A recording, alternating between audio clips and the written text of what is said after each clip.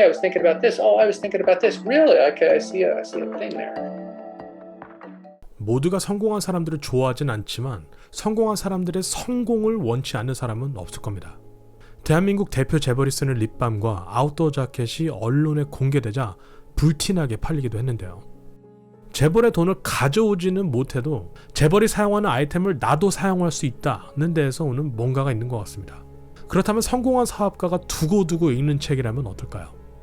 미국의 넷스케이프 창업자 중 한 명이자 투자자인 마크 앤더슨은 틈날 때마다 계속 읽는 책 한 권을 소개했습니다.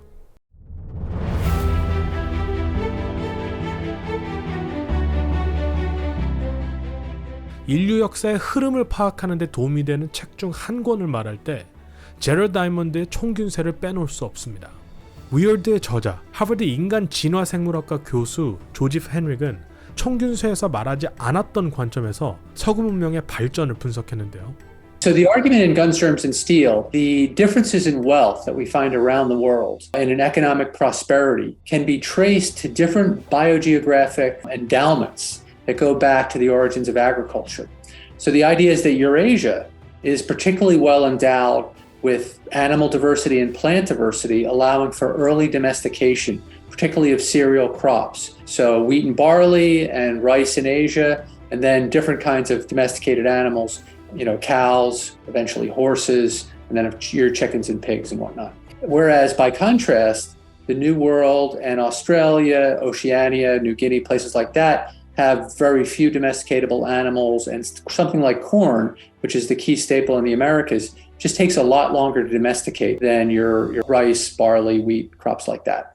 So that led to the emergence of complex societies occurring more quickly in Eurasia, and especially in the Fertile Crescent and parts of China, than the rest of the world. I still think the evidence is persuasive towards that argument, but I wanted to understand why, within the context of Eurasia, why it was Europe that expanded around the world after 1500 and eventually developed the Industrial Revolution. And really, what we call globalization now is kind of just the continuation of what was the Industrial Revolution. That's a big question that I don't think is well answered by Jared Diamond's book. Because if you look at the world in about 1000, you would have bet on the Industrial Revolution or the global expansionist empire to be coming from China or the Middle East, maybe India, but you wouldn't have bet on Northern Europe, right? In England, the Netherlands, it looks like a relative cultural backwater. So there needed to be an additional explanation beyond what Jared Diamond offered us. 저자는 오래전부터 인간 성공의 비밀에 관해 연구한 사람입니다.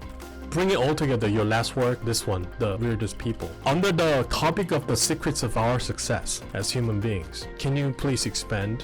Actually, when you mentioned that reminded me of Steven Pinker as well. The case that I make in The Secret of Our Success is that what makes humans different from other species is not that our big brains make us individually better to solve problems, but that we are a cultural species. So we pass down ideas about making tools and making shelters and medicines and how to approach problems.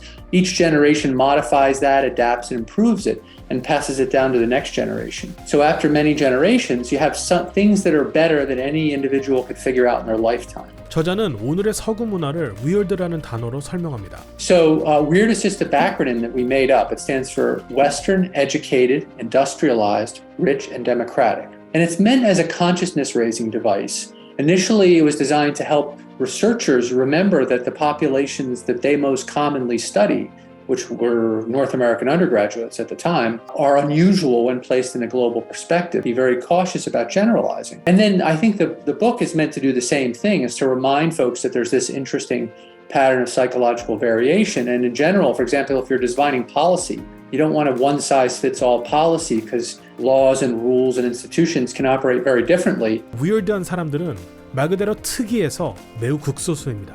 위얼드한 사람들의 특징 3가지를 알려드리겠습니다.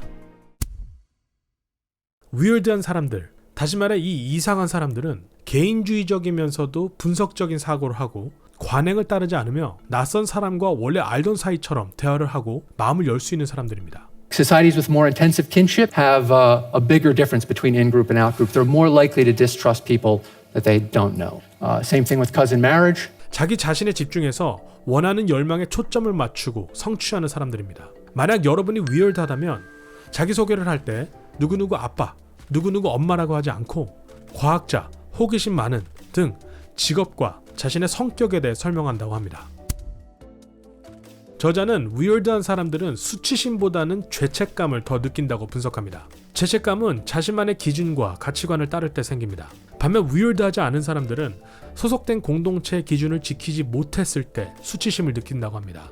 There's this famous study by Ted Miguel. How many unpaid parking tickets do they get? They don't have to pay. You can see some of these irrational guys from Canada and Sweden get zero. But as the country you're from's kinship intensity index increases, you get more unpaid parking tickets. 특징 세 번째, 일관성. 위얼드한 사람들은 정직, 냉철함 같은 특징들을 일관되게 유지합니다. 나이가 어린 상대나 친구, 부모님, 선생님, 처음 보는 낯선 사람들도 똑같이 대하는데요. 상대를 봐가면서 유연하게 움직이는 것을 두 얼굴이나 위선으로 인식한다고 합니다. 누구에게나 일관된 태도를 유지하는 사람에 대해 미국 사람들은 사회성이 있다고 평가했고, 한국 사람들은 사회성 또는 호감도와는 관계가 없다고 답했다고 합니다. Weird people are bad friends. Many may not be familiar with this set of experiments. It comes from sociology. It's a vignette experiment. You're riding in a car with a friend and your friend is driving. He's driving recklessly and kills a pedestrian. His lawyer tells you that if you testify that he was driving responsibly within the speed limit, he'll get off. Otherwise, he'll probably do prison time. So the question is, what do? Do you lie to help your friend? Loyalty to friends, that's a virtue. Or do you follow the law? Another virtue. Here on the vertical axis is the percentage of people who said they'd lie to help the friend, keep your friend out of jail. And higher kinship intensity, more willingness to lie to help the friend. Same thing with cousin marriage and church exposure, only the Western church, not the Eastern church. 저자는 문명이 발전하면서 인간의 뇌도 바뀌었다고 말합니다. 말과 관련된 기억력이 상승하고 안면인식 능력이 우뇌로 넘어오고 뇌들보가 더 두꺼워졌다고 합니다. People often have this distinction between the biological on one side and then the cultural learned stuff on the other. What we now know for sure from modern neuroscience is when we learn stuff, it actually physically changes our brain. So if you take two twins, same genes, and you raise them in different cultures, they end up having different brains because they've had to navigate different institutions, they've learned different languages, they've had to contend with different social norms, so they have different brains. And those societies may have skills which one has to develop as a consequence of living in one society or the other, like reading. So it was only relatively recently in human history that everybody had to learn to read, more or less. And when we learn to read, we get a thicker corpus callosum, we react to spoken words differently, we have more whole brain activation, specialized circuitry in the left ventral hemisphere. So just a bunch of brain changes that lead people to think differently. Using your book to be more successful, how can you do it? So that's never been my objective. I know. I mentioned understanding the importance of culture in your interactions. One of the lessons you would take from it would be there's no one-size-fits-all institution. You design a policy that's well fit to your staff in San Francisco. That's not necessarily the best policy for your staff in Korea or in Nairobi. So you need to adjust. And then there's actually really good experimental work from some folks at the London School of Economics where they take exactly the same incentive systems and apply them in the Philippines, India, and Uganda, I believe.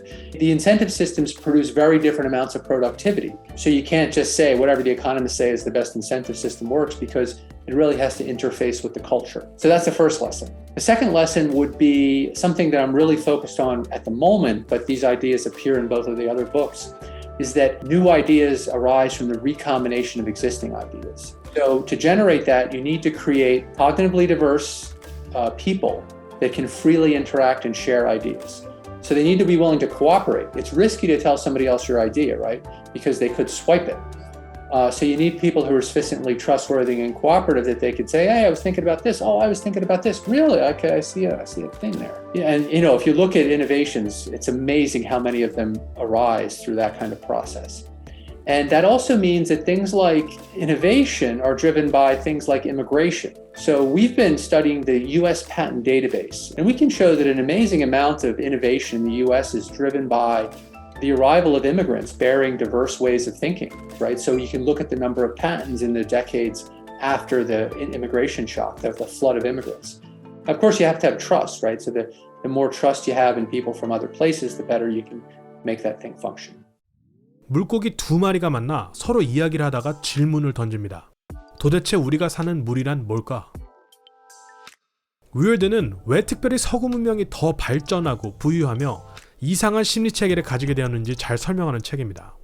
어쩌면 물고기가 했던 물에 해당하는 우리가 사는 세상에 대한 해답을 찾을 수 있는 책이 될 수 있을지도 모르겠습니다.